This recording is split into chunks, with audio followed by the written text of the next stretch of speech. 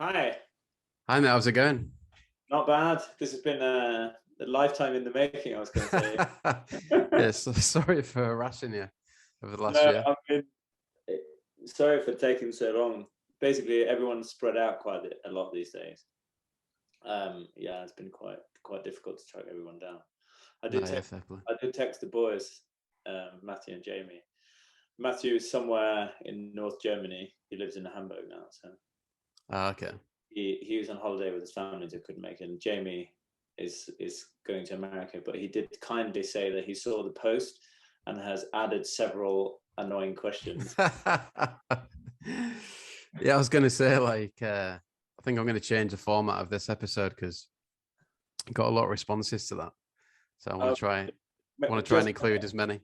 But it might be a fair few from him, yeah. But yeah, they're quite good questions, so no. trying to include quite a lot. But um yeah, just obviously it's got like context and everything. Last I'm sure it's a question you got fed up of back in the day, but how did it all come together? Like, how did he go from starting the band to getting a record deal, kind of thing? Yeah, I was just because you sent me some of the questions. I was just having a look, and I was then trying to remember how it all began, and it was quite a really old school way of doing it. Well, sort of, and then sort of not. We basically talked a lot about being in a band and how it sort of started like a bit of a joke, and I'd never really been in a band before. Alan had never been in a band before. Jamie had done a little bit of, like in various like uni bands and stuff, and so had Matthew. But we were just sort of friends. We met through work and then pissed about, and then we did like a odd rehearsal. I think me and Matt, and then this other guy, just the three of us, not Alan or Jamie, and we just tried it out, and then that sort of then went into us meeting up with Al and Jamie, and I think we had the name before we even rehearsed. I think we all really liked the Strokes, and then I think we were out one night and we were really pissed, and then somebody was like, "We're all really skinny.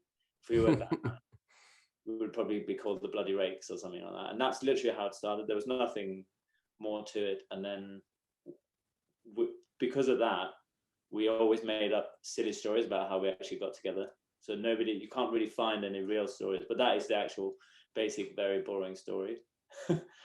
And then yeah, from there we got in a rehearsal room, and then we just sort of just we wrote one song there, that first, and then the next rehearsal we wrote another song, and then we just kept doing that, and then we upped it to like 2 rehearsals a week, and then pretty much yeah, within I think with every single rehearsal we basically pretty much wrote a song Okay. on that first record. So it was all it just sort of gelled really naturally, happened really quickly.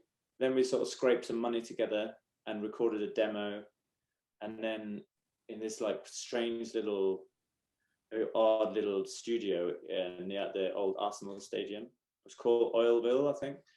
It was in the sort of archways of the railway, and yeah, did this demo. It was like Strasbourg and Ausland Mission, which is like the B-side that we also used to play live quite a lot.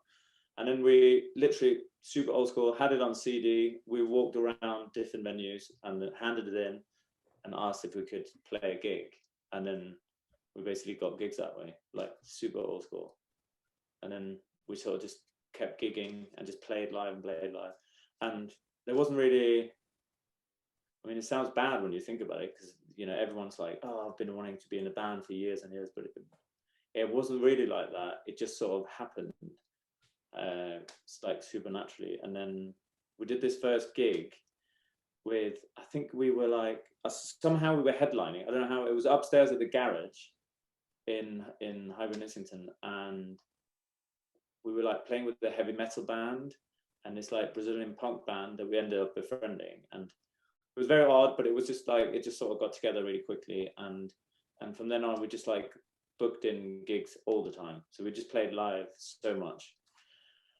And then what happened after that? Yeah, then Phil, our manager, sort of came about really unnaturally as well. He'd never been a manager. He worked in like sales or something.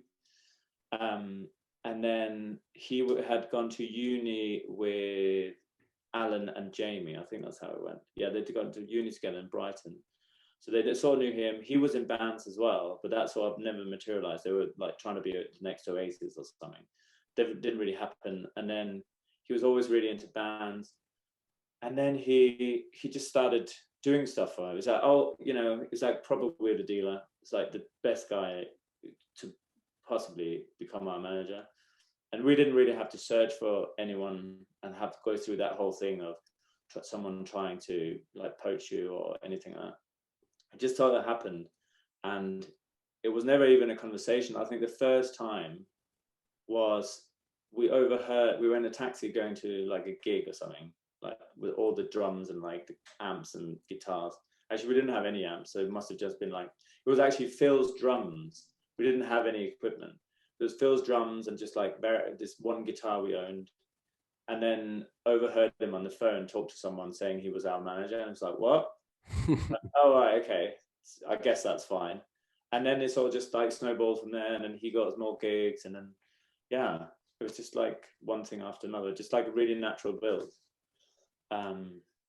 With sort of, yeah, it made me think a lot about the other question you asked about how bands now do it today. Like you just couldn't do that anymore, really.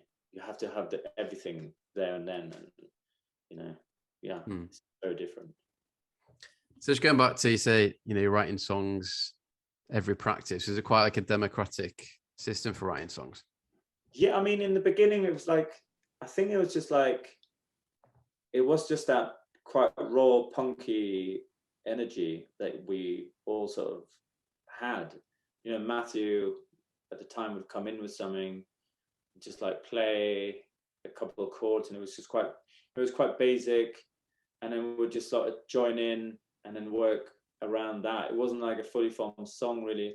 And then Alan would sort of like riff on that and had some vague ideas for lyrics, and then that would sort of work around like 22 Grand Job, which you may have heard of.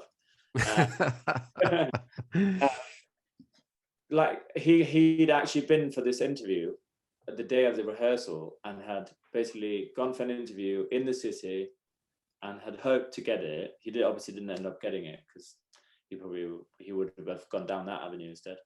And then he just came in having this sort of 22 Grand Job in the city. It's all right, yeah, sure. And then it sort of just grew from there. And like you can't. I mean, the chords itself it's basically. It's like one chord. I think it just goes in E. I mean, I play drums, so what do I know? But it was just so basic, and it was just like the speed of it and the fun, and then it sort of just became this shouting thing and back and forwards. So it just was like, I guess it was democratic because everyone was sort of just doing their thing, which, yeah, it just, you know, sometimes these things just work. And it did. Yeah. I was gonna say then. Yeah, one of the questions was, do you think you'd be able to get by on 22 Grand Job in the city now? No, I mean, it's madness really to think about. That's, what is that, 20 years ago now?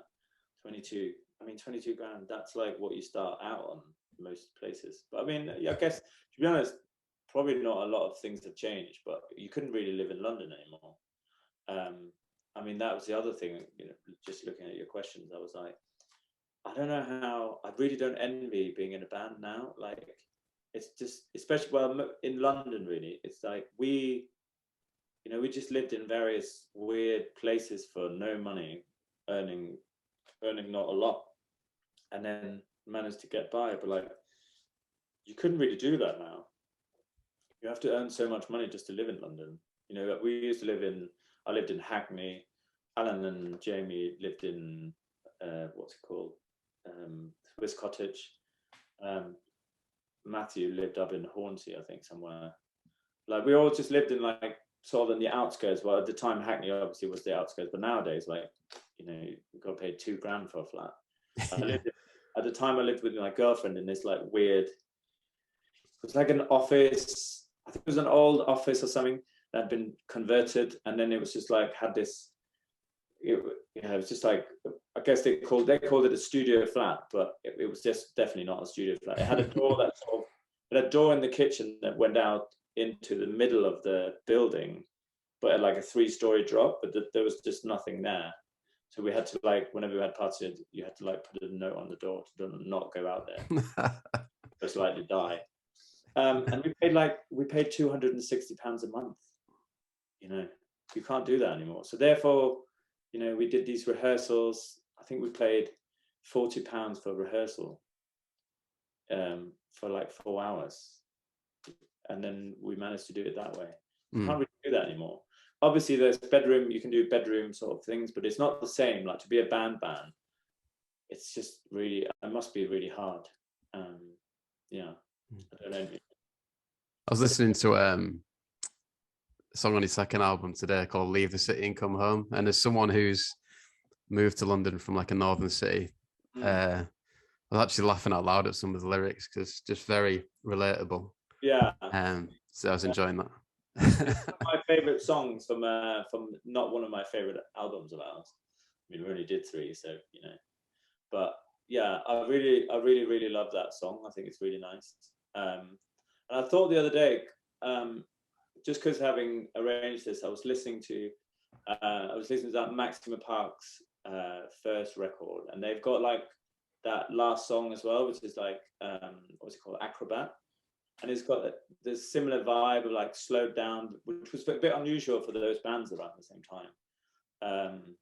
And it reminded me that somebody ought to do like a playlist of sort of weird slow songs by otherwise fast bands. You can have that name if you want.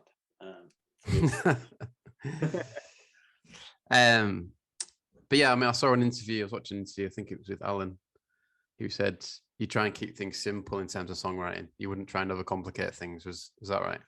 Yeah, we didn't really. I wouldn't say we ever did. The other question you asked was about the sort of how it evolved, the songwriting process, and I was thinking the second album definitely was a victim of that sort of. I think, you know, you do your first record and then you get into this, or you know, whatever happens, and you want to either build on some elements of it. And we had a record deal, and it was like, shit, we've got to do this, and the record company was getting involved, and then you can definitely feel elements of that. And we, you know, rather than actually taking the things that made us maybe started, all of a sudden you were like looking at your first record with slightly different eyes. I would say the second record was probably overcomplicated in a lot of ways, where we were like actually overcomplicating the songs and overthinking them. So definitely on the first record, it was very much like that. And then on the third record, which is my personal favorite, probably not a lot of people heard it, but you know, that's always the case probably for some people. Yeah, it was like, then you look with that sort of eye of being like, hang on, what are we actually trying to achieve, and what sort of band were we, and what did we want to do? So it all went back to the sort of simplicity of it, but just with a bit more songwriting rather than just going into a room. Yeah, someone asked, I was trying to find, so Robin Jones on Instagram said he remembers reading about it being a bit of a struggle making that second album. Is that what you're saying? Yeah, it was a struggle. I mean, we worked with 2 different producers, and I think it was sort of when it was basically all the sort of indie bands were coming up, so there was all of a sudden the pressure of like charts, and you know basically making a chart record and getting singles in the radio, and all this sort of the sort of transition into like having indie music on the radio all of a sudden. So therefore there was the added pressure of like, you got to have a single, you got to have this, and it just, it was definitely harder, because it was like, oh, you got to write, you got to have a hit if you want, but some, songwriting doesn't work like that. Sometimes you don't know what is a hit, it just comes somehow. So it was definitely hard. It just didn't feel as natural as the other 2 records in that respect. It felt a little bit put together. And I think maybe that's why it maybe didn't connect. But then other people, that I've spoken to since since not being in the Rakes anymore, it's like been like, oh, I love that record. Like people come into a band at different times, so it's hard to feel the same way that others do about something so that you're so ingrained with. No, I was listening obviously to your stuff before the interview, and there's some very good songs on there for sure. Especially like you say, Leave the City really stuck with me for sure. And then like songs like what's it called? I can't even remember what it's called. The opening song's really good. Yeah, I mean, yeah. You're in it, is it called? Yeah, Your Hair is a Mess. The World Was a Mess. Sorry, yeah. The World Was a Mess. I should do my research before I do this. Yeah, World Was a Mess. I mean, that is a great song. And We Dance Together, it's got some good pop sensibility, but it's probably a bit too down a certain line, but it's not a bad song. No, I was thinking of Suspicious Eyes. Like it's quite an interesting concept that Al had. Perhaps not executed the best, but there was some interesting perspective in terms of what was going on in London and stuff at the time. Yeah, and we got a very, very young Laura Marling that he found on MySpace to sing on it somehow. Don't know how that happened, but yeah, someone was asking about that, like how that came about. I think someone from either our publisher or the record company was like, oh, this singer who's doing stuff on MySpace. MySpace was a social website for those who don't know. Died of death scenes. Yeah, this singer, and I think Al just like basically messaged her on that, and then that was it. Okay. It was like really quite organic. It wasn't like a big thing.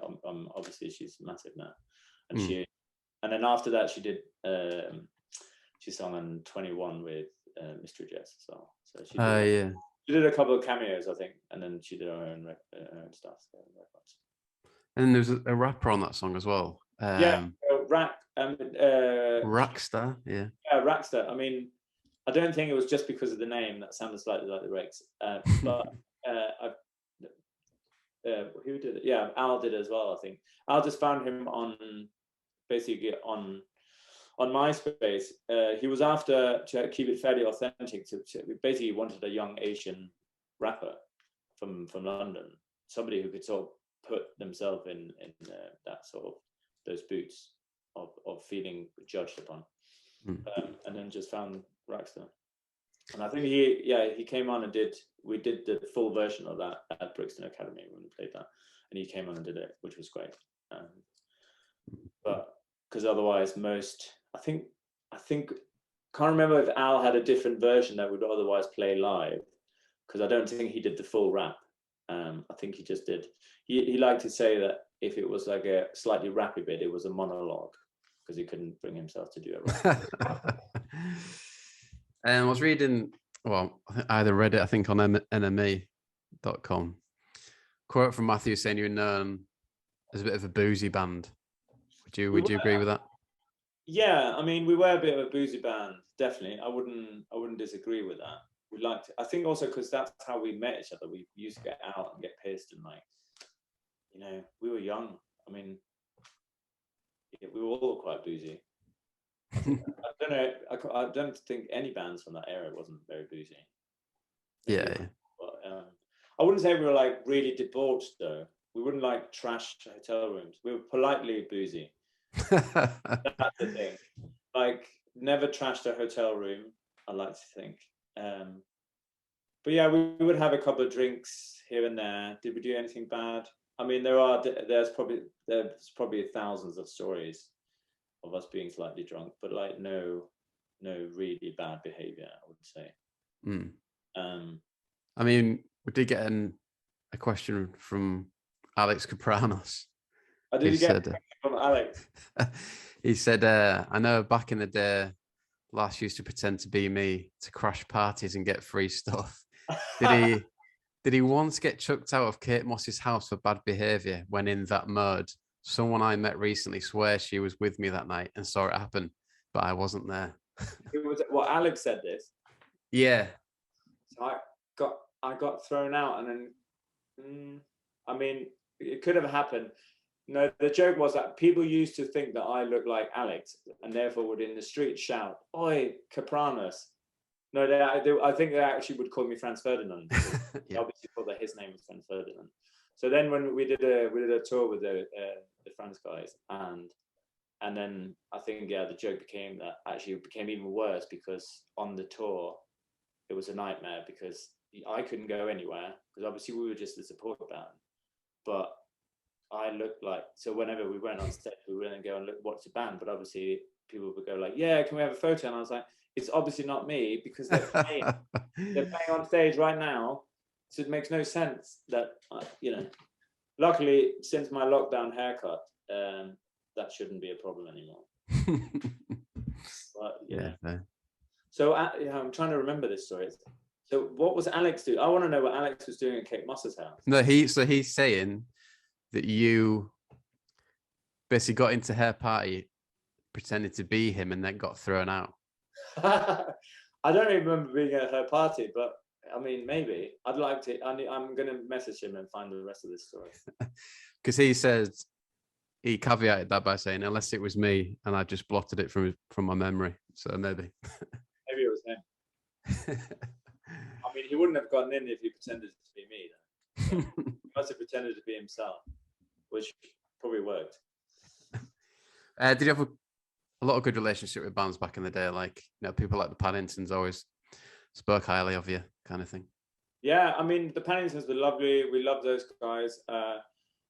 Yeah, I mean, you sort of asked whether we were part of a scene. We didn't really feel part of a scene when we were getting started because, as I said, there was like so many weird bands we ended up playing with, and then all of a sudden it was like, oh, hang on a minute, there are the guitar bands, and then we started meeting, there was Block Party, Maximum Park, and you'd see these other bands and meet up with them,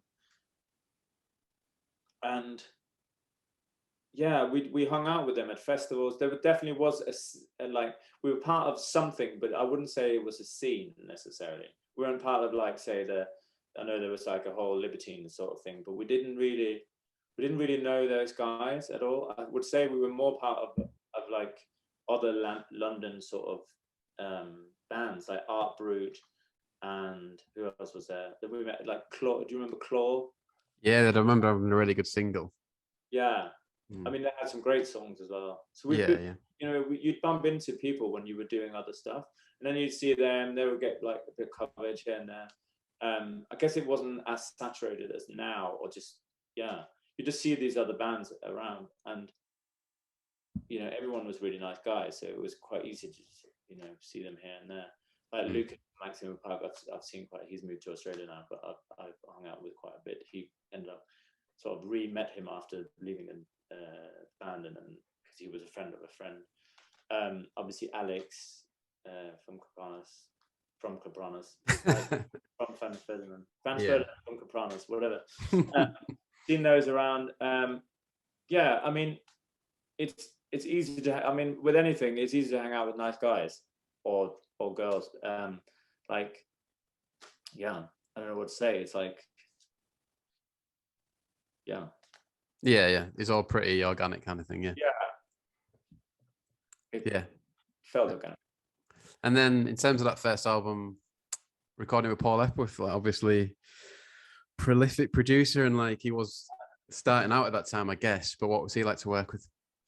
He was great. I mean, Paul, he was like hot on the. I mean, he was, he'd done everyone. I think he'd finished the Block Party. He'd done the record. I think he'd finished Future Heads and possibly Maximum Park.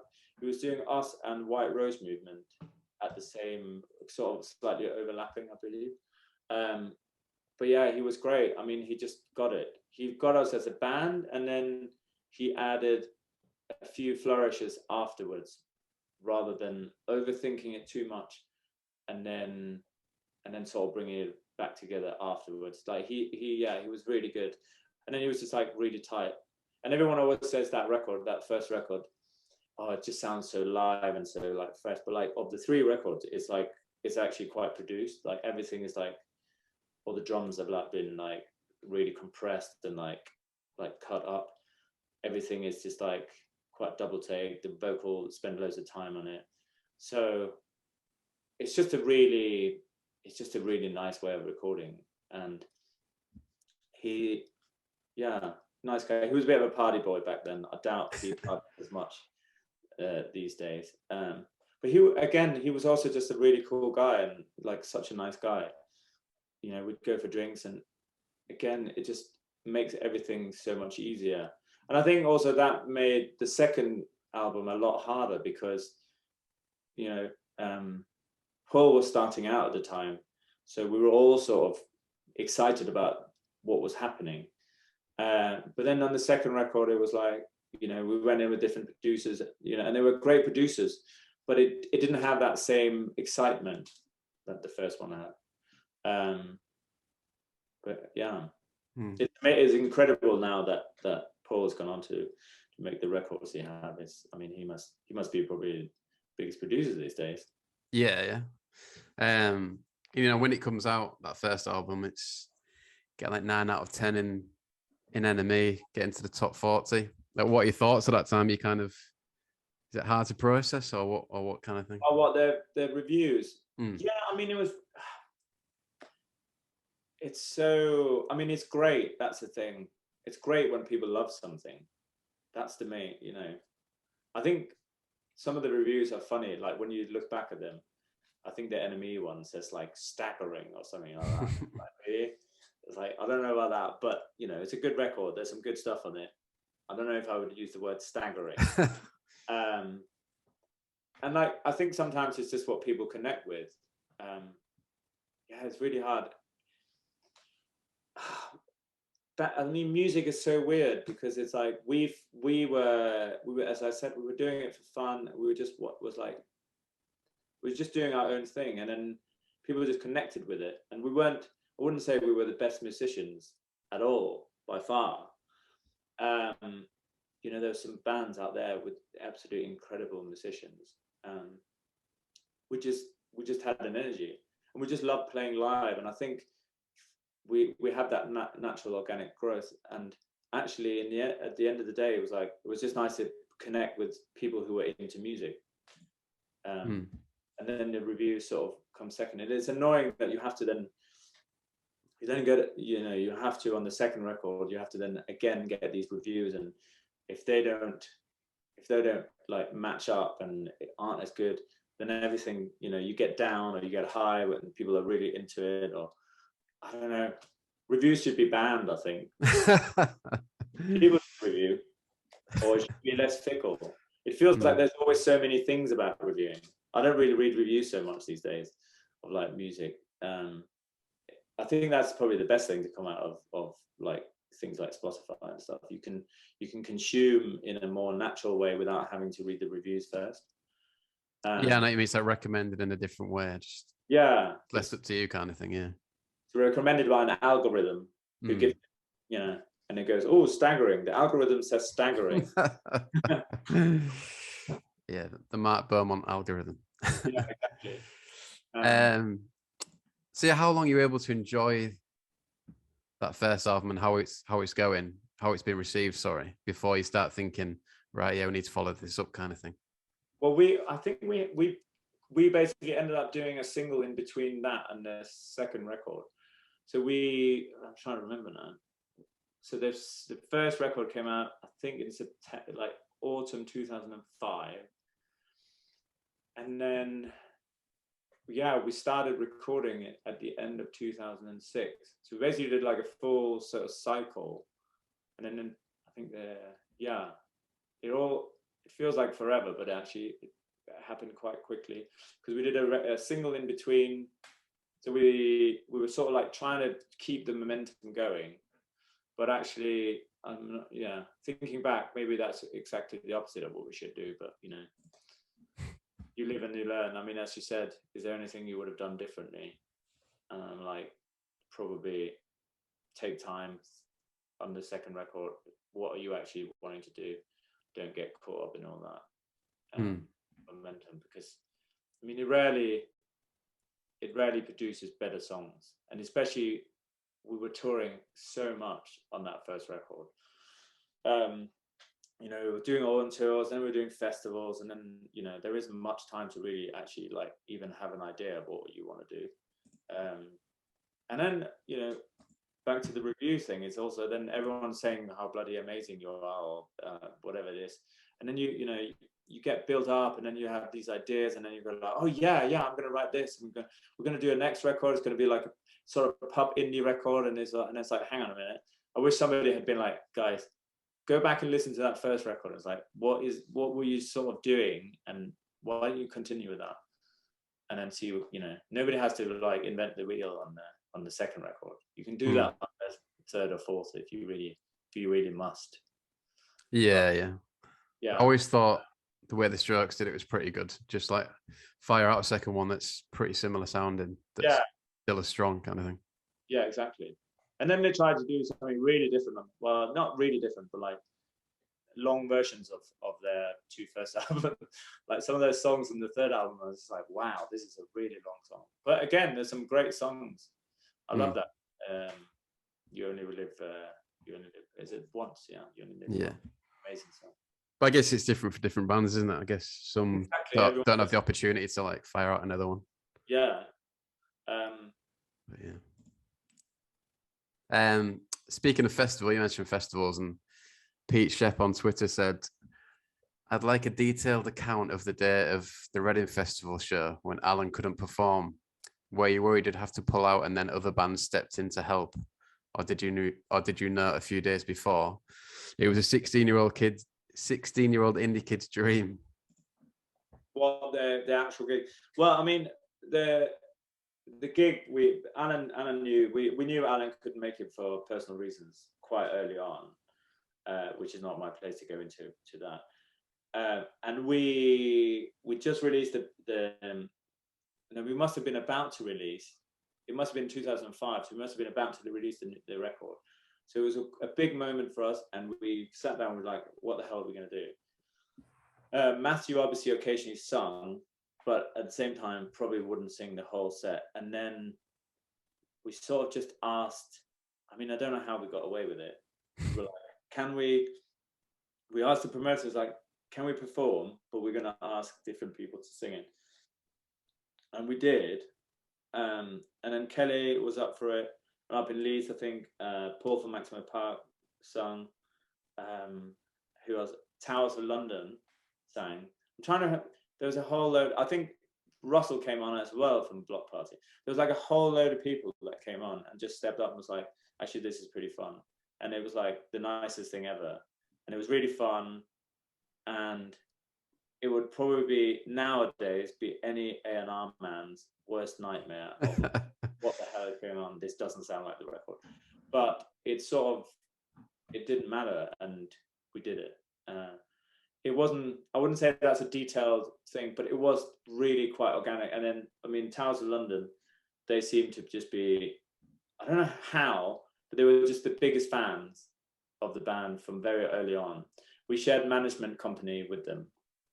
So they would always turn up to the gigs, super nice guys. And they would just always be up for it. So Donnie just was like, I have to sing. I have to do this song.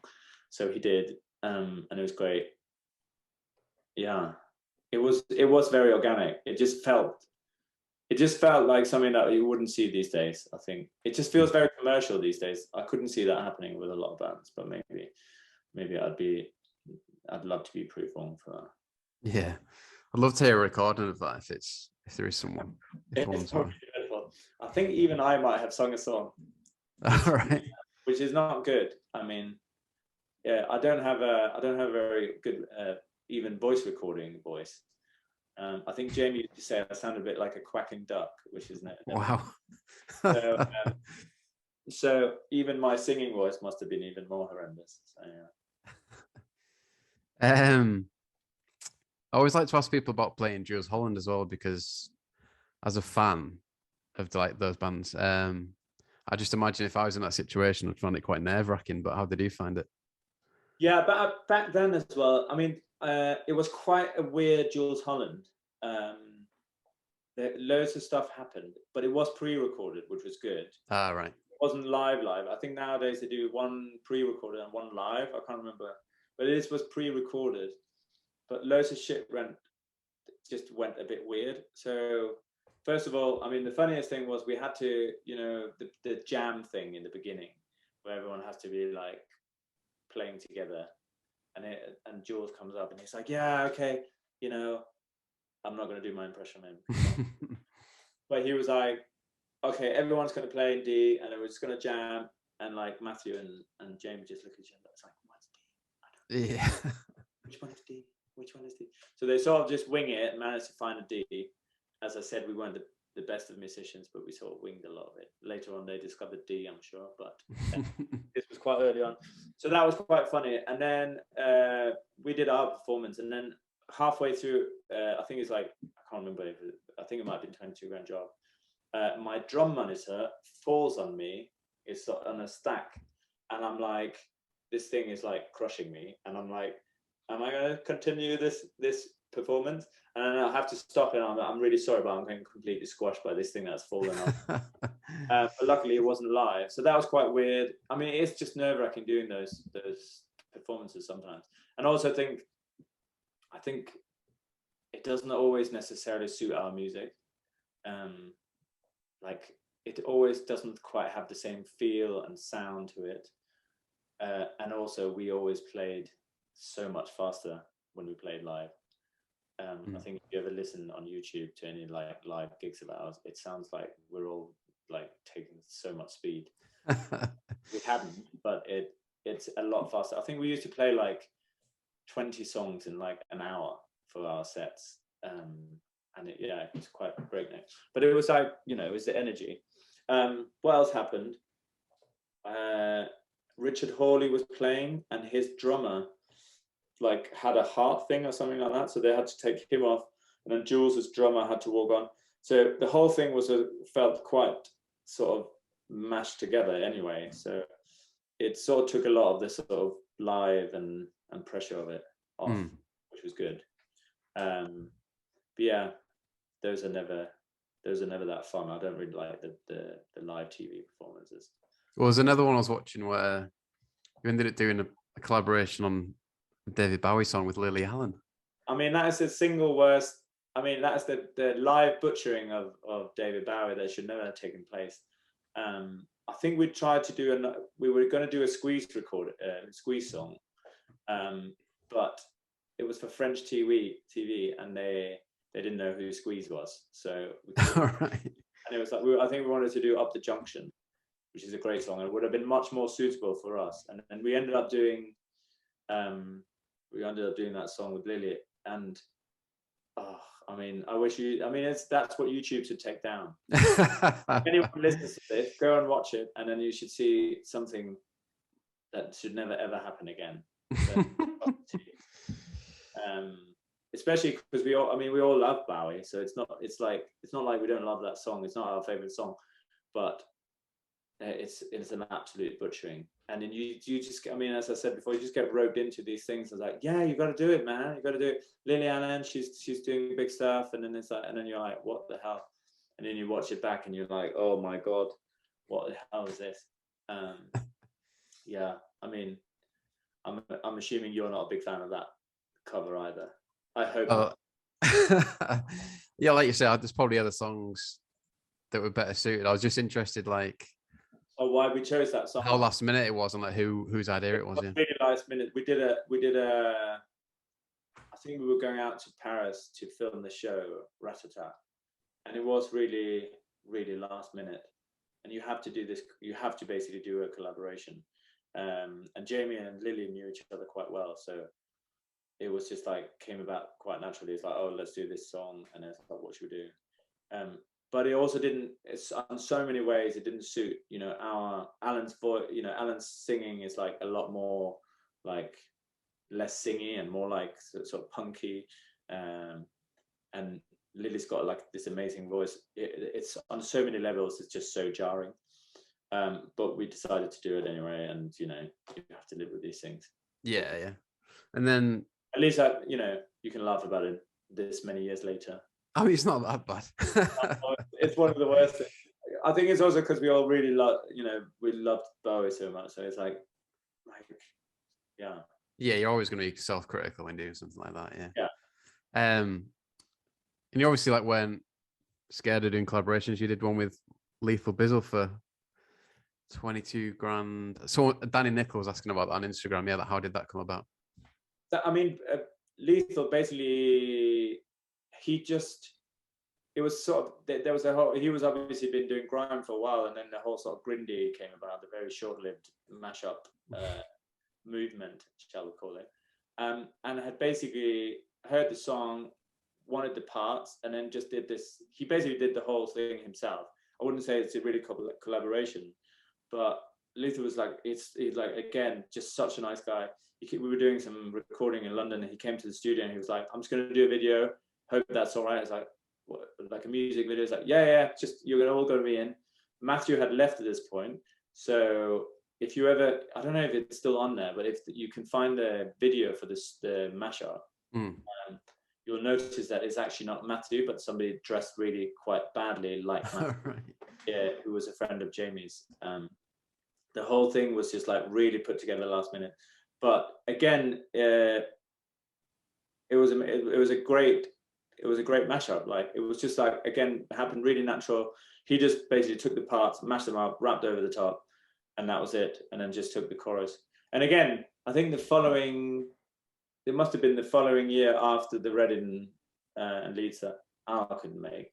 We did actually a version with Bizzle on stage, which was great. Right.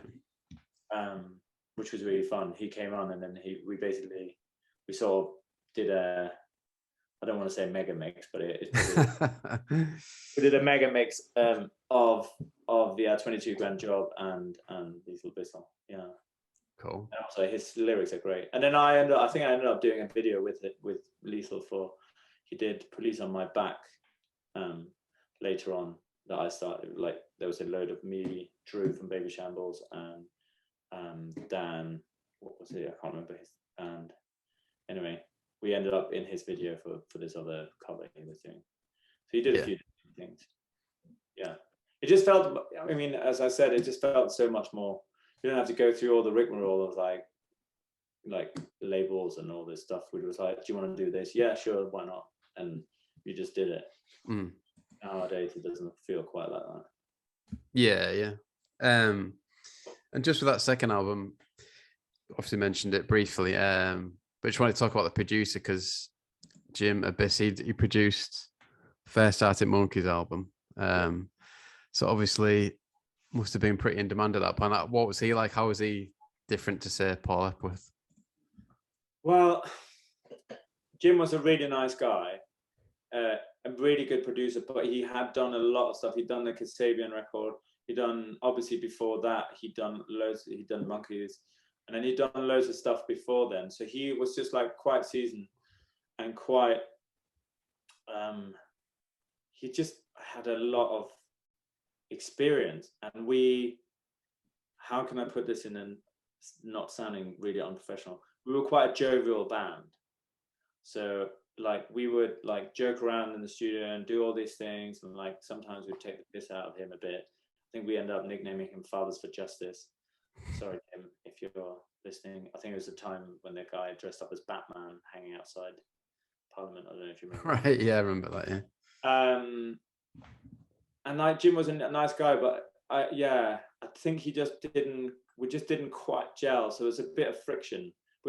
His production was really good, but it just wasn't perhaps just quite right. I'll probably get slaughtered for saying all this stuff, but it doesn't matter. I'm not doing music these days, so who cares? But like, I think we spent like 2 days and God knows how much money on building a metal shed, like out of like like garage metal plates around the drums to make the drums sound like we're recorded in a garage. And we were all like, we're in this church. Why didn't we just record it in a garage? If we wanted to sound like a garage, we could just do that, can't we? And it was like, well, I've done all this. And I was like, okay, let's just do that then. But again, I think it's just one of those things you just go with it, Did you have all the songs ready to go when you got to the studio? Or were you like working on some when you're in there? No, we did it quite. We did some stuff in this church studio. I can't remember what it's called. It's probably called the church somewhere. I can't bloody remember where it was. So we did some stuff there, and then we had a writing period because, as I said, we were on tour all the time, so we didn't have all the bits. So Jim mainly did. I think this is also why the album itself sounds a bit like disjointed. Jim did the more sort of singly songs, and then we worked with Brendan Lynch who'd done like Screamadelica, I think. Had he done Screamadelica? He'd done some Primal Scream and some other bits, and he did this sort of. It just felt a bit disjointed, and because of that, we didn't have all the songs. We also had some ideas, I think, because of the way we'd worked with Epworth, that it was like, actually, we want to do, we had this annoying term that then later got really banned on the third record. It's like, oh, let's try and do this in production. And it was like, don't ever say that. Like, have a song fully formed, and then you go and record it, and then something can happen when you're recording it, but don't like leave stuff to the last minute. As in, we should have definitely done more than we did. I would say in hindsight. And I think some of the aspects I'm less happy about on that record definitely comes out because of that. Just because you feel like, shit, why didn't we spend more time on honing it? What was your reaction like to the album coming out? Obviously, hard to follow that first album, like you said. Yeah, I mean, I think some people were just. I think they expected more of the same, I think what attracted to us in the first place then felt a bit like, oh, it perhaps sounded a bit more like we were trying to get on the radio, which, I mean, in fairness, we were. And therefore it didn't quite, sometimes you just know it just felt a bit not that it wasn't us necessarily. And I think sometimes you can hear that. You know, you can hear when a record from a band is like, oh, that didn't quite gel. And it was obviously a massive bummer, because when you're like, shit, you have all these great reviews, and when you're on cloud nine from the first record, and then all of a sudden people are like, well, no, this is not as good as it could be. Then you're been. But you know, some people thought it was good, but it did feel it just wasn't right. It just wasn't good enough. I think it was also that thing of when you're trying to have one foot in the first record, and then you're trying to be a little bit pop, and then you basically end up in no man's land. And also at the time, indie bands were like so on the rise then, that, you know, there was more bands around. Everyone was trying to, you know, go for the radio slots and all the TV or whatever, all this stuff. Things were just happening a lot more, so therefore it was a lot harder to get in. And you know, when you're on your second record, you're not new anymore, so you've got to get it right. And you know, it's fair to say that we didn't get it right, in my opinion. Some people like it. And yeah, I've been enjoying it this week, but yeah, I know what you're saying. And I saw you doing some very cool stuff. Like, saw you headlined a tour in South America, and been watching, you know, like the Stroke. It always seems like when you see videos on YouTube of festivals in South America, they're always the most wild. Yeah. Like, what was it like playing there?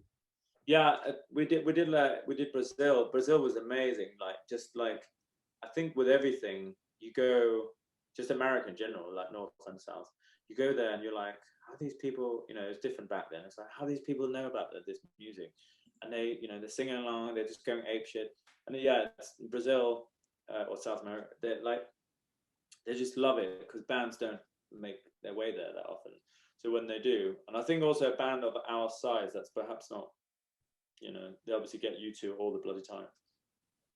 And they're probably going like, oh God, it's U2 again. And it's like, oh no, wait, here's a small indie band. And it was like, you know, it's a different thing to have a bit more of a smaller band turn up, who you probably wouldn't say. So it was great. Yeah, we had an amazing time. Fans were great. I'm trying to remember anything about it, but it was Yeah. good. I think we played like Sao Paulo and Rio. It was like festivals, I think. Yeah, it was really good. Yeah, just had a really good time. Mm. Some bits are a bit of a blur. I'm just trying to Yeah. piece everything together. You mentioned North America, 'cause I read something like at one point you stepped in for Happy Mondays in New York or something. Is that right? Yeah, maybe. I mean, I can't remember that. I need to read that. Where's that? I just made a note of it. It must have been on NME.com. But yeah, you replaced Happy Mondays in New York, and you played with another band. I can't remember who it was, but it sounded pretty good. I mean, when you said what were the highlights, and like playing CMJ that first time, was just really awesome. I can't remember. It must have been 2000, maybe 2005. It was just that feeling of being a new band in some ways again. You're playing small venues. You're right. Sorry. Sorry, my dog was just about to bark. Fair enough. Just trying to stop him. Yeah, it's that thing of like playing, you're playing small venues again, which I always think was by far our best times of playing like little venues, just getting everyone, crammed in little places around New York and just like, playing great little sweaty shows. Yeah, yeah. If any bands could make a living doing that, they should do it forever and not maybe bother with festivals here and there, but don't bother about the big tours. It's not as fun. It never is. Unless you're Arcade Fire, maybe, but not if you're like a small guitar band. Yeah, fair. Just gonna try and get some of these questions in. Yeah. Brian Droll on Twitter. Why did they pick Tom Cruise, and why was it Lies when he was crying? So that, I believe, I mean, Al can correct me if he wants, but the song was sort of inspired by just media in general, just projecting different feelings, emotive feelings when whether it's Fox News or whatever it is. We were in Sweden when the tube bombings and the bus bombing happened in July in 2007, and it was just that sort of feeling of like completely lost, and we couldn't get a hold of any of our family back in London, and all we had was basically CNN, and it was just like projecting all this like ridiculous over the top Americanized version of what was going on. Oh my God, everyone's so it was like that mixed, and then he sort of projected that onto a scene in Magnolia when but I think he sort of basically moved the two, and then how actors act, and how basically, this is me explaining, I'm just a bloody drummer, but yeah, basically it was the idea that media uses the same techniques as an actor would to evoke emotive feelings when they're explaining news. If that is the sort of short version of a really broad question. Yeah. Got a few questions about Alan's dancing, like how, if it was all natural or whether if it was thought out, kind of thing. It was very much not thought out. Everyone always says, "Oh, he looks a bit like it's a bit like Ian Curtis," but not the sad truth, but the truth is, we tried. I think the very, very first rehearsal we had, he was going to play guitar, and then we were like, actually, let's just do one guitar, one bass, drums, and so when we wrote all the songs, and when we finally got to play live, he was like, "What the hell am I going to do?" So then he just did that dancing. I don't think I feel like it's a bit of, I wouldn't, some of the moves that Alan had would probably be a bit beyond Ian Curtis. Some of them are quite. I think I've definitely seen The Worm a couple of times. No way.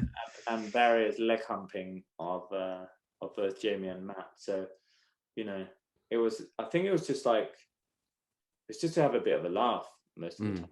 It wasn't in any way choreographed or serious. It really wasn't that thought out. I know that sounds just like we didn't care, but we did obviously care. We just didn't care about what we looked like, or not until later. In the beginning, it was just like, let's just have fun. And I think in some ways, that's a lot of the time, that's what connected the band, because we weren't these brilliant musicians, but that's what connected us to people watching us, is that we looked like that we were having fun. So people just had fun.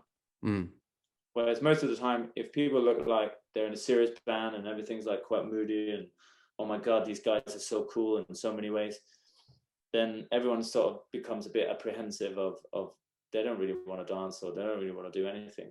So the more fun we had, and like looking like we had a good time, then people just had more of a good time. And then everyone's had a good time, man.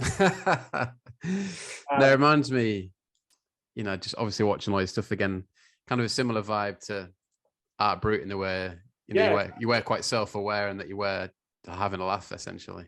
Yeah, exactly. I mean, being in a band is just like one of the most ridiculous things in the world. And it's much worse when you're also a big fan already of Spinal Tap, and then you become in a band and then you rewatch Spinal Tap, and then you go like, oh my God, somebody nailed this in so many ways. Like, it's like, oh, I'd love to stay and chat, but I'm going to go hang out in the lobby. And it's like all the waiting around and like not being able to find the stage. I mean, so many dumb things have happened on tour where you're just like, really, how is this a real thing? Like we did like South by Southwest in America, and we did an interview, and we turned up like straight out of bed, and we'd been told by our tour manager it was for like some blog or something, and we turned up and it was like BBC 6 o'clock news, and we were like, oh, for fuck's sake, and we went to Japan for one show, which is like in itself idiotic. And the night before, so we went there, we landed, went to bed, and then the show was the next day. And our tour manager went out that night with his friend who was the manager of Slipknot, and we never saw him. We couldn't find him. So we were there for one show, and we were like, we don't know how to get to the venue. It was like, it was just like your life just becomes a bit like, what the hell are you doing? You're now a grown man in a nappy, like trying to find your way anywhere, and you're like, what the hell's going on? So yeah, not being in a band is sort of like slightly having to grow up and like brush your own teeth. Yeah, a few people have said that, like either when the band stops or when they come off a major label, it's like a bit of a reality check. Yeah. I mean, we never really managed to have loads of dosh, which was quite nice. So I think that was because of Phil, our manager. He was such a wheeler dealer that he kept a really tight leash on anything. So right till the end, we got given so little money, which was great. He really made it. He really stretched it, and I definitely have to thank him for that, because I don't think we were really in that much. I mean, we would have been like, oh, I don't know what's going on. So yeah, I could imagine though, if you just get given carte blanche of all the money, then it doesn't last very long. Yeah. Bradley Higgins on Twitter says, yeah, you're talking about like the funny stories you used to come up with, and when people used to ask how you formed. He said, is there a funniest one that stands out that you told someone? Yeah, I mean, there's one. I think there's one of them is that. I think one of them is really stupid. That is Matt. I think it's Matt. The story we told someone that we met by Matt, Allen, and Jamie were on an EasyJet flight, and I was one of the flight attendants. I mean, it didn't go from there. That was literally just it, and we would just constantly make stuff up. What else? Yeah, we had some of them are just really stupid. I'm really trying. I'm gonna have to Google this. I should basically have Googled it. No, that's all right. There are some really shit ones. I mean, not shit, just like really stupid. I haven't even seen. How did the Rakes form? I mean, form. Yeah, you can't even find anything about the band if you search that. So there's that. Sorry, Bradley Higgin. Yeah, I mean, yeah, the flight attendant one. I think that Jamie also made one up about that they all fancied my sister. I seem to always be the butt of these jokes, but yeah, I think that's the drummer's job, really. Ben Piss. Whoa, say that again. Ben Pick Sock on Twitter says, "What's the best Rake song, and why is it the 18-minute version of The World Was a Mess, but his hair was perfect?" And why is it? Well, I mean, that is a good. That's not a bad one. I mean, it was. I think the Penningtons did this as well. Actually, we were asked by the creative director, Christian Dior, who was basically doing like fashion shows, to be like, "Can you do this song?" And we were like, "We don't have time. We don't want to do it." And obviously, our manager was like, "What? No, you've got to do it." It's like, and then he asked again, and it was like, "No, we don't want to do it." And then it was like, and then the third time, it's like, "Oh, for fuck's sake, okay, we'll do it."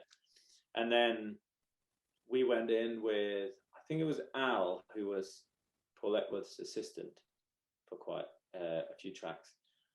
And we just went in and we recorded this thing, and it was like a brief. It had to be 17 minutes long. It had to have like certain crescendos.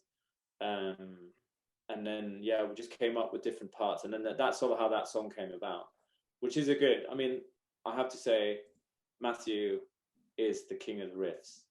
I mean, you know, The World Was a Mess, that's an awesome riff. And I mean, there's numerous other riffs. He's a riff master, the riff. I think, yeah, the MacBook one's good as well. Enjoying that today. Yeah, Light from Your Mac. Yeah, that's a great one. I think that's actually Al wrote that bit. You mean the bass part? Yeah. So that Al wrote that bit. That just having a repeating bass line. There's those. I think my personal favorite is actually Shackleton on the third record. I think I was always, well, I was going to say I was always, but that's definitely not true.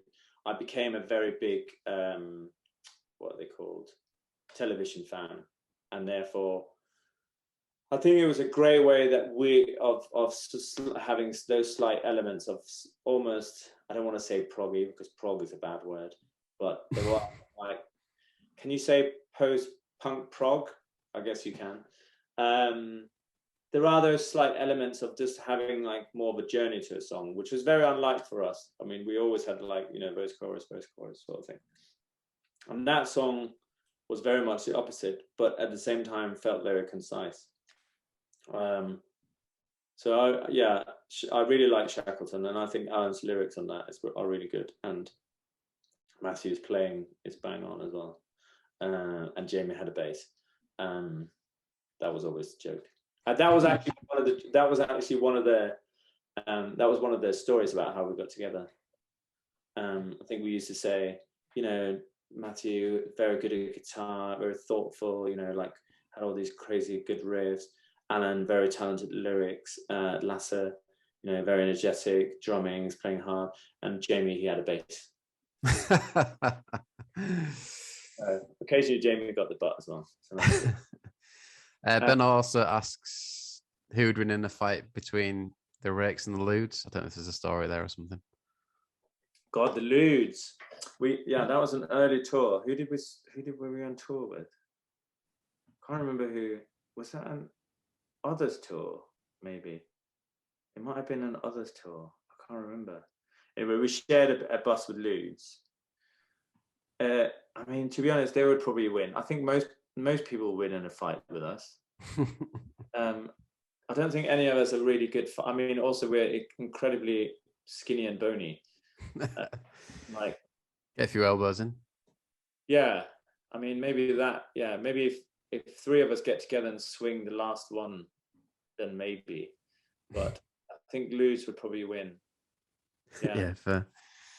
I just wanted to ask about the 22 gram, nearly 22 gram pod, 22 grand job video. Like, how surreal was it filming that with those glamour models and stuff? Well, to be fair, they weren't glamour models. I had to right. I might edit that out. They were dancers that we had right. found. Yeah, they weren't quite glamour models. They weren't glamour models, I should say. Yeah, it was great. I mean, again, we worked with these. I can't remember. We worked with these couple of video guys because Al quite often had really quite good ideas for videos, and Eric Price had done that "Call on Me" song. So we thought it would be funny to do a sort of parody that mixed with The Office, basically. And then incorporating the sort of like dance elements and stuff on that. So that's why that video came about. I mean, it was quite surreal, but it was really funny. But again, like, it's a funny one with that one. So again, the label got involved. They were like, oh, you know, the song isn't long enough. So if you listen to that version of the song, it's got like this weird guitar solo in it that's like nowhere to be seen. It's like, oh, it's not quite long enough. So they added this guitar solo. And then they were like, oh, but the breakdown, you can't have too long of, you know, you can't have too much of not having enough music or lyrics or radio. So we're going to cut that in half. So it's like, well, so you just expanded it and then you cut it in half. Yeah. The video itself, it was good. It was just like one day. It was fun. It was fairly surreal. But making videos is just quite a weird thing anyway. I don't know, have we made any good videos? I think my favorite videos is the one for Strasbourg, personally, because we did it in a couple of hours around Alan and Jamie's flat when they were in the middle of painting it. So I mean, their neighbors must have gone apeshit because we were playing everything as is, just to like a slight tape. And we had this guy called Mark, who ended up doing like visuals later on tour, just literally shot this video. I mean, I don't know if you've seen it. It's so homemade. There's one bit where we walk up to a van that was parked down in the yard, like in the sort of underneath the flats, and pretend that we're going into it, but actually it wasn't our van. We had nothing to do with it. And then the next shot is us pretending to be like in this van, but it's actually back up in the flat with the sofa and two mattresses sort of shot in between. I mean, it's very homemade, but it's really, I think it comes across the best. It has really good energy in the sort of, you know, the playing along bits, and then it's kind of a bit tongue-in-cheek and quite funny in a more natural way and not too forced. So I think in a lot of ways that is a very good video, in my opinion. That's our best video. Yeah. Ear Protect on Instagram says, what was your favorite gig? I saw you loads of times in the Northeast, and he says he misses you a lot, apparently. Well, I mean, you know, I'm not gonna lie, I miss definitely playing live a lot. It was definitely the best of times. Favorite gig, I did actually write something down. I felt like I was doing homework when you sent me that stuff. That was the hyper. I mean, I think touring back then just was, sorry, I'm faffing around now with this. I think most of the gigs were great. I mean, the North was always really good. Like Hull, we played loads, that was great. It was just a different time. It felt like everyone was just like really up for watching bands play and actually getting into it. It never felt like, nowadays, I haven't been to a gig in a while, but like there was a time when it was like, oh, is anyone actually enjoying this? Or they're just sort of looking around waiting for other people to have fun. I definitely would say, as I said earlier, the small gigs were by far the fun. I mean, the sweat, just like sweaty old messy venues. Like I remember playing Newcastle Uni once, and like just like everyone going completely crazy. And then I remember walking around the venue after and just seeing so many shoes, like singular shoes. And I'm like, who the hell loses their shoe? And then just like where's everyone else's shoe? Like, what did they do? Maybe that's me being practical pig. I was like, that does seem a bit mental. But that happened all the time. You know, people just, you know, let themselves go a bit. you know, we always had a good mosh pit. Yeah, I'm trying to remember everywhere. Festivals were good. We played Benicassim in Spain at like 4 a.m, which was really good. All right. We closed, I don't know how this happened. We closed the main stage. I mean, not that we're headlining, although I think Alan did say thank you to Depeche Mode for supporting. They were actually headlining. Yeah, we were playing like 4 a.m because their sort of lineup is like back to front, so the headliners play like at like midnight or something. It's quite a late festival, and then we played. But like everyone, you know, it was like 25,000 people just going completely crazy. I think it was like last night or second to last night of the festival. And like that's definitely a highlight. We were never good in the daytime, I would say. Yeah. Got a random one from probably some account called It's Ben, Not David, and he says, I know who that is. He just says, Ben Dodd.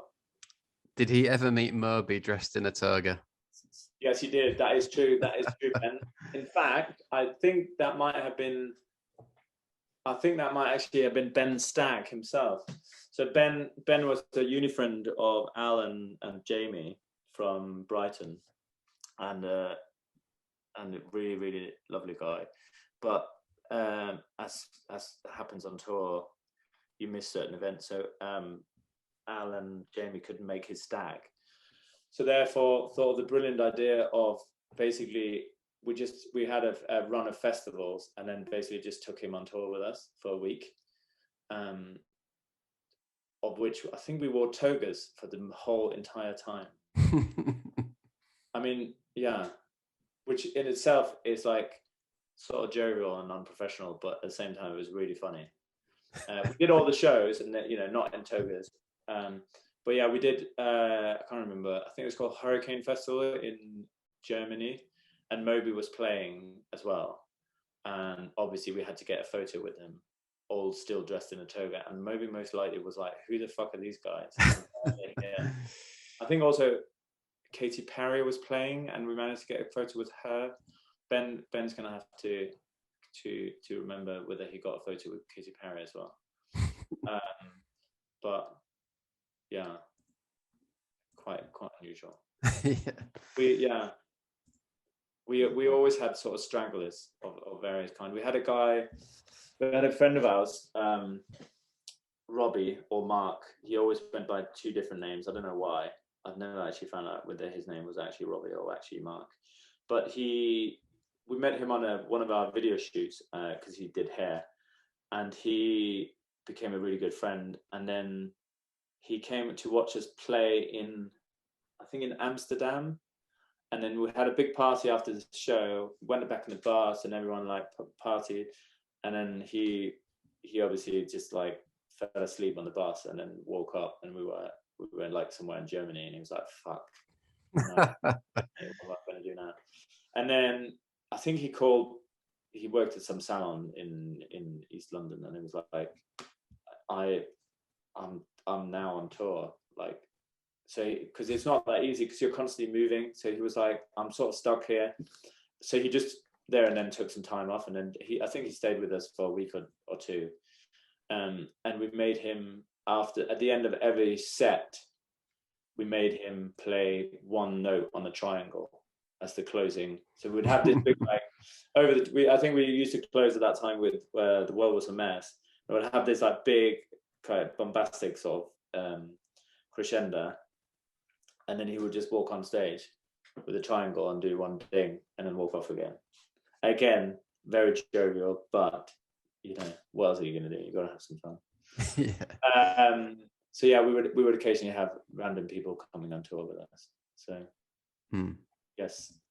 So the short answer is yes, Ben, you did meet Moby in the toga. That was a long story. And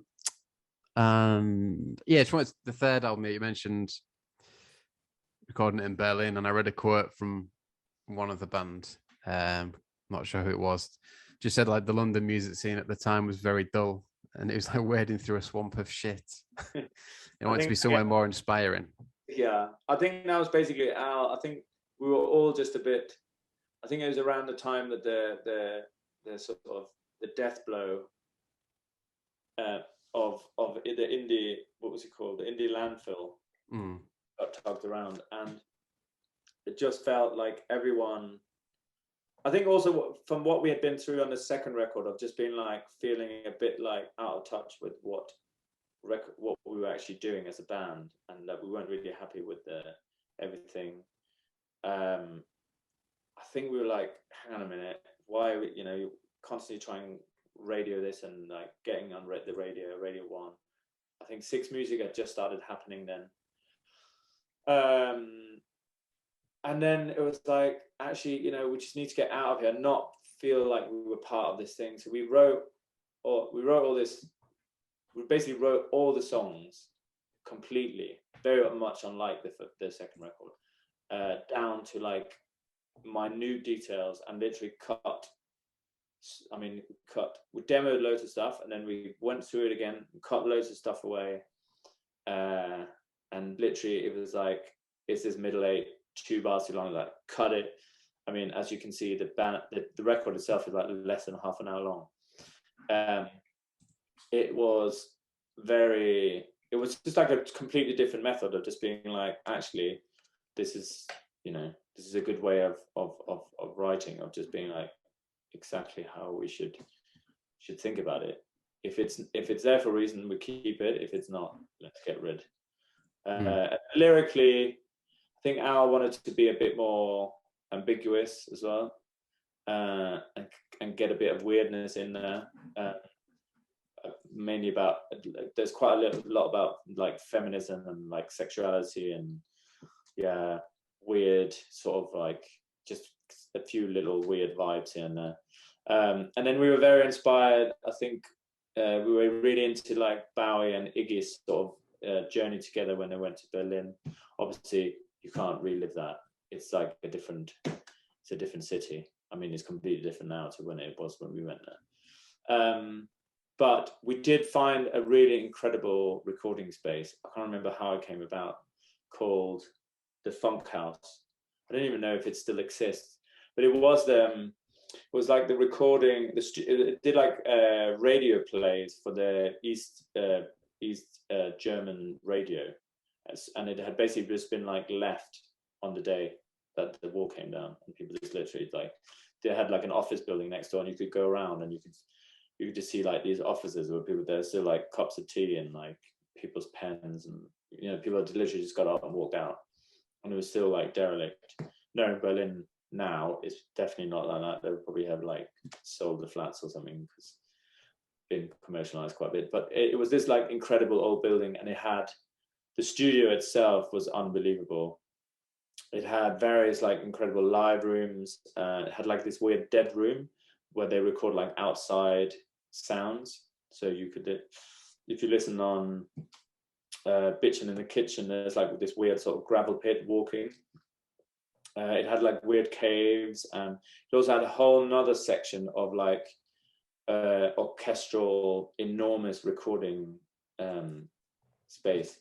Like, and again, the acoustic just unbelievable. Like you could record it like a band in there, it would probably sound amazing, and you could control it quite a lot. So that's sort of how it came about. And then we just went there with Chris Sane, who just got it. He'd done the Savvy Fav, and we just really liked this sort of rawness, and it didn't feel like he was part and doing any like real London bands of trying to be like indie this or indie that, or trying to get on the radio. He just really got into the songs, and he just got it, and he just recorded us. And we'd done all the songs to such T that I think we ended in the end. I think we did the whole record in like 2 weeks, maybe. We did like a track a day, start to finish, and then just like went through them. And we played super live, just a click, minimal cleanup, and then it was just super raw, and it was really fun. And then occasionally we'd go out in Berlin and have a good time as well. It's got like Yeah, it was Was it quite refreshing to be over there, kind of thing? It really was. I think also because it was like, there was definitely a feeling of being a bit disheartened by, you get a bit of backlash when people, it doesn't go your way, and like, oh, I weren't into that. So yeah, it was just nice of being out of that sort of London bubble and just doing your own thing. And also the UK music scene at that time was just moving incredibly fast as well. People were into something every, it was probably one thing, and then we came back from Berlin, and everyone's like, "Oh my God, have you heard the Tweety Woos or whatever the fuck?" It's like, no. It was like, I've been in Berlin. It's like, wow, oh my God, they're the next big thing, or whatever. And then all of a sudden, it's like everything just like collapsed. Everyone was like, actually, what about electronic music? It's like, oh my God, have you heard of keyboards? They're so cool. So then everything sort of changed. But it was nice to just be allowed to do your own thing. And we did. And it definitely felt like quite a few people were connecting with it. But it was hard. It was definitely the beginning of being that sort of in-between stage of like not really having radio on your side and not really having anywhere else to get out there. And it's like, you didn't have, so it was, I feel like Six Music must have definitely been going at that point. Yeah, it would have. So yeah, it definitely didn't go as well commercially, but it was nice to release something that we were all really happy with. Yeah, someone called Record Culture on Twitter said like, how do you rank the albums in terms of how happy you were as a band with them, kind of thing? I think as how happy we were as a band with them, I would definitely think that Klang is number one, and then the first one is number two, and then the second one is number three. Just purely from a perspective of that, it felt that we were being honest to who we were, and it was just like really nice to not care too much about record companies and all that sort of stuff. Yeah. I was watching really enjoying video on YouTube of a festival you did in 2009 in France, and like you just had a really like great live performance. Was that something that came with time, or did he kind of like practice how he wanted it to come across? Oh, what, the live show in general? Yeah, just like it seemed really tight and really, I don't know, it just seemed really slick kind of thing. Yeah, I mean, we toured a lot. I think the thing is we fucking just toured and toured. Yeah. And I think it just naturally comes to a gelling, and you just find ways of going into other things. We also got Chris, who was our sort of session guy, who also recorded with us in Berlin. He came on board and did like piano and keyboards and extra guitar, which really helped, especially on like, say, bigger festivals or just bigger gigs in general, because being essentially like a post-punk or whatever, indie, I don't know what's the term these days. Like you need a bit more beefing when you're playing these like bigger venues, and there were those sort of extra parts on some of the songs, and it really helped to sort of put it all together. But by no means I would say it definitely wasn't like a big production of any kind. It was very much just like, how are we going to put these songs together?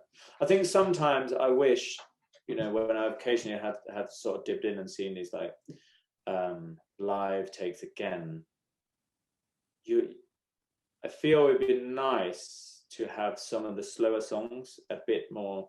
It feels like we were trying to cram in as much as we could in that fucking hour slot we had, of just being like, let's just like pound the shit out of everything as fast as we can and make sure everyone has a good time. But like shows sometimes can be about other things. So, like you said, Leave the City, we never played it live, I don't think, even once. It would have sat so weirdly. But at the same time, our live shows were so much about just having like this really intense energy. And yeah, I mean, it was quite a rush. I definitely remember feeling quite sick after a lot of gigs, just from like the sheer exhaustion of it. Because there was not much breaks. It wasn't like big pauses in between songs or anything. It's just like, okay, this one's done, get into the next one. Like segue into the next one, or like, you know. Yeah. But yeah, it was good. I think also, yeah, as you progress, you also want to do some of these. But again, I mean, so we did a weirdly enough with Moby again. It wasn't that one where we dressed in togas. We did a festival in France, and it we turned up to this festival.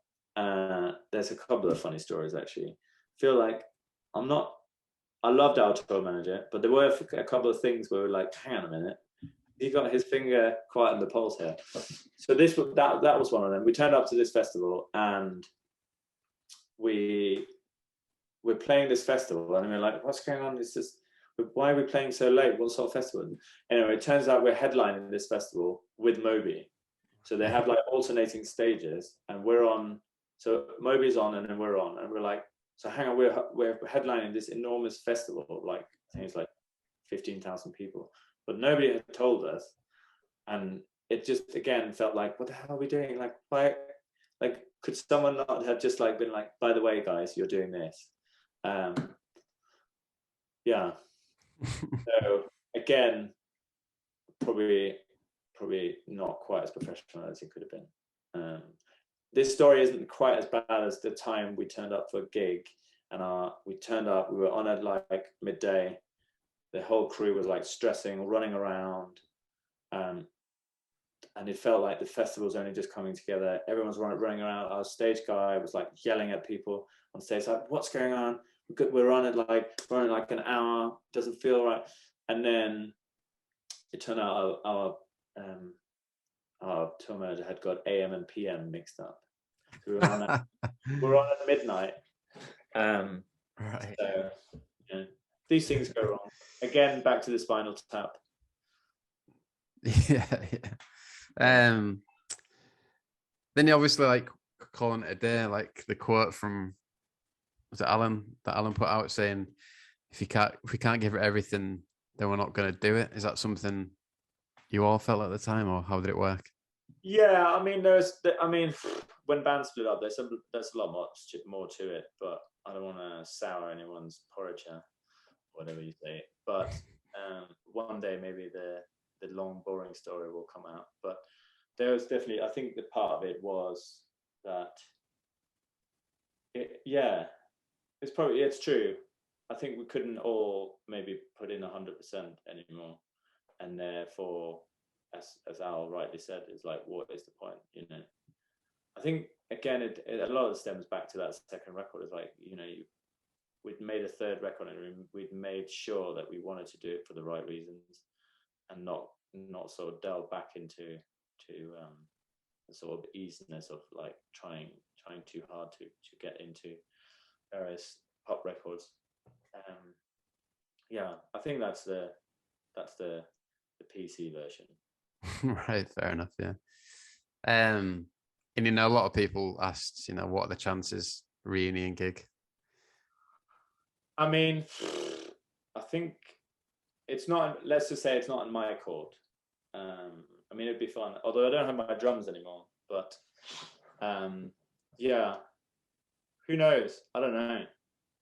Is it too late? How old are we? How old can you be? I think there's plenty of time. Before you're 50, surely that's fine, isn't it? Yeah. I mean, I'm 40 this year, so time flies. How did that happen? But yeah, I mean, who knows? Maybe one day. That's the thing. As you said, would we have done anything different? I definitely, you know, you have to look at your behavior in sort of different view when you get older, and then you probably would have done certain things differently. Yeah, I don't know. Maybe one day. I don't fucking know. Yeah, fair play, mate. I mean, I doubt somebody's going to pay us $1 million to reform, like fucking, I don't know, Genesis or something. You never know. Is Phil Collins still doing anything? He's not feeling too well. So. Yeah, I heard he played some gigs last summer, but yeah, he's got an illness, hasn't he? I don't know. Yeah. So if he can do it, then. Exactly. Who else? Quite a few people have reformed, haven't they? What, from that era? Yeah. Yeah, I mean, the Paddingtons have done some gigs. They never really broke up, though, did they? No, I suppose they didn't have like a big breakup kind of thing. Yeah. Don't know yet. Like Block Party, you get bands doing those tours, like album tours, that like Block Party did a Silent Alarm tour. Yeah, I mean they're still going. They've got a new record out. Yeah. But I mean, there's only half of them left. Yeah. Yeah. Although Razorlight have got the old original crew back together or something like that. Really, Razorlight? Yeah, yeah. Wow, that's something. I Mm. wouldn't have thought that happened. I mean, that was quite a spectacular breakout. Maximum Park, they're still going. They actually released a really good record. So they're still going. Yeah. Future Heads, are they still going? I feel like they got. Yeah. Yeah. Cribs is still going. Oh yeah, Cribs. Yeah. I think. Yeah. So there's a few still going. Like, I'm sure. You know, judging from the questions, people would be loving it if you did do it. Maybe we have to. We need to have an intervention. Or something. Yeah, or just people should invite you to the same place without letting you know, kind of thing. Yeah. Exactly. Unrehearsed. This is terrible. Yas flute. Ooh. Did he carry on playing? There's a band called Wolfgang, I read. Yeah, so I left the Rakes, and then I think it might have been like 2 weeks later joined Wolfgang. It wasn't more than that, and then basically first it's like a session type gig, and then it sort of merged into a fully fledged band. Well, Max, who's the lead singer, did the first record, and then we did the second record altogether.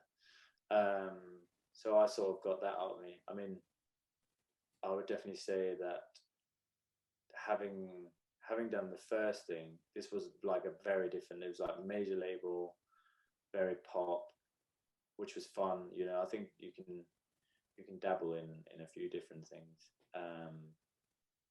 Massive tours, much more production, and I definitely learned a lot in terms of just like playing style and how to put on shows and all that. I am definitely grateful for like having been a part of that as well. I mean, you can't really complain if you've managed to wangle your way into 2 bands and recording records. Yeah. So yeah, it was great. Toured loads. I mean, toured even more. Toured loads in America. Supported like massive bands and like was supporting Coldplay out of everyone around America, which was good. Just a different kettle of fish, really. It's different. It was interesting to just see it from a completely different way of starting, because it was very much like songs had to be there, then you build a live show around that, which was like so opposite to what we had been doing with the Rakes, of just like building it naturally up. So yeah, I think, but it was good, and I definitely felt there was an element that I could bring to Wolfgang of how important it was for that live sound and the energy that you could have with that and create with it. Even though it's different music, you can still get that feeling, and we definitely did that, despite it being a different type of music and more poppy. And at what point did he kind of get involved in the restaurant stuff?